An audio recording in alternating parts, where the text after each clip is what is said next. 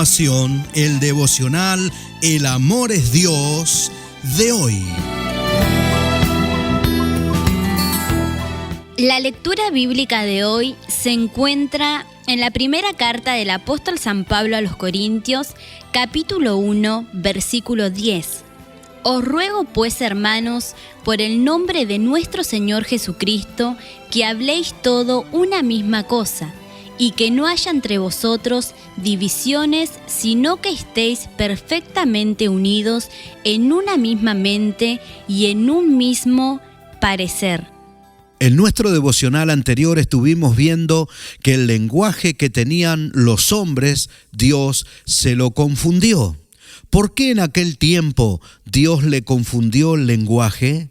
Porque lo que los hombres se propusieron no tenía nada que ver con el propósito y el plan de Dios. Era un plan y un propósito de hombre.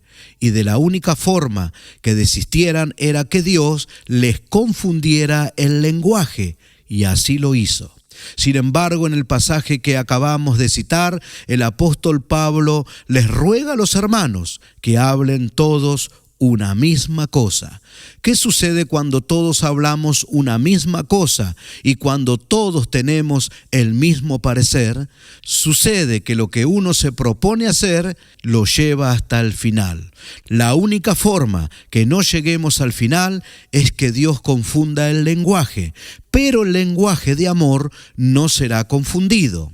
Esa unidad que los hombres tenían para hacer uso de lo que ellos habían inventado, Dios la deshizo. Los esparció por toda la tierra y les confundió el lenguaje, y así dejaron de tener una misma lengua y de ser un solo pueblo. Ahora, ¿quién esparcirá a los que son de Él y a los que Él mismo les dio el lenguaje? Nadie podrá hacerlo, porque Dios le dio un solo lenguaje y un mismo parecer para que hagan la obra del tiempo final. Entonces, ¿qué es lo que tenemos que hacer? Debemos descubrir que en el Espíritu todos hablamos una misma cosa.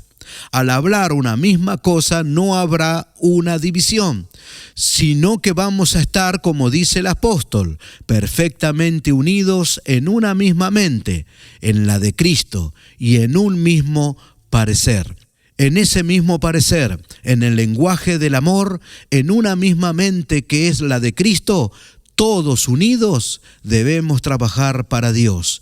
El apóstol Pablo sabía que cuando hay un solo lenguaje, nada ni nadie puede hacer que el cristiano desista o que vuelva hacia atrás y que se detenga en la obra. Dios no va a confundir su propio lenguaje, porque el lenguaje del amor es el lenguaje de Dios, excepto que Dios se confunda a Él mismo en el lenguaje que tiene.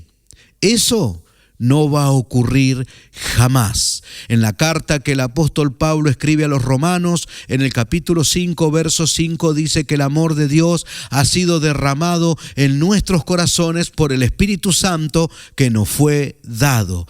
Cuando Dios derramó su amor en nosotros, nos dio el lenguaje de este amor. ¿Cuál es el lenguaje de amor? Es el lenguaje de Dios. En la primera carta del apóstol Juan, capítulo 4, versículo 8, dice que Dios es amor. No dice que Dios tiene amor, sino que dice Dios es amor. Y como este amor, el cual es Dios, está adentro de nosotros, nos da su mismo lenguaje. Cuando decimos nosotros, no nos referimos a una congregación en particular, sino que estamos hablando de la iglesia de Cristo, es decir, del cuerpo de Cristo. ¿Qué lenguaje tiene la iglesia? El lenguaje que la iglesia tiene es el lenguaje de amor, y el lenguaje de amor es el lenguaje de Dios, ya que Él es el amor, y su propio lenguaje nunca jamás nada ni nadie lo confundirá. Ese es el lenguaje que la iglesia usará para hacer la obra que el Señor le ha encomendado, y nada los hará desistir hasta que lleguen hasta el final.